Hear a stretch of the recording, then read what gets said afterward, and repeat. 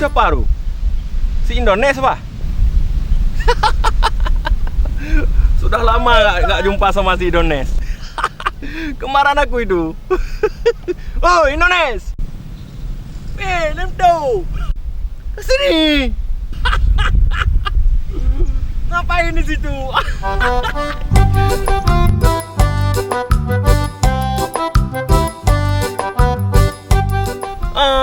Dari mana aja kamu? Nggak ada kelihatan? Dari tadi aku memang di sini. Oh ya Lem tuh, cariin kerja dong untuk aku. Aku udah lama nggak ada kerja nih.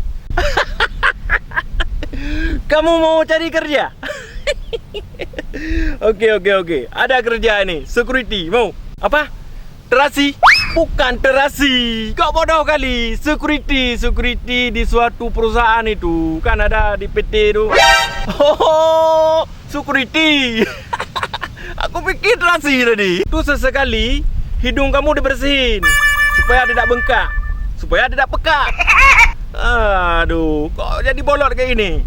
Security itu pengawal di suatu perusahaan. Ada PT itu, PT Ulaudu. Mau nggak?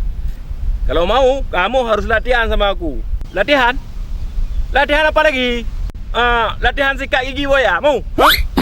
Sikat gigi buaya? Kamu jangan macam-macam nih tuh. Kalau kamu mau, latihan pertama adalah latihan menembak. Boleh.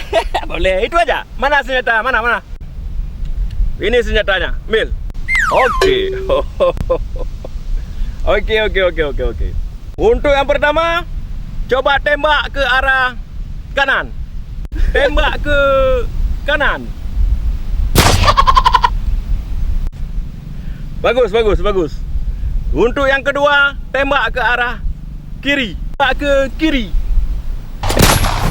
Aduh, ngapain kau tembak ke kiri kepala aku? Sorry. Tapi kan nggak kena. Aduh, kok bodoh kali. Sekarang kau tembak ke atas. Ke atas. Oke, tembak ke atas.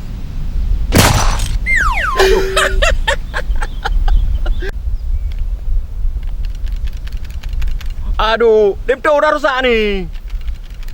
Rusak kau masukin. Nah, taruh pinggang.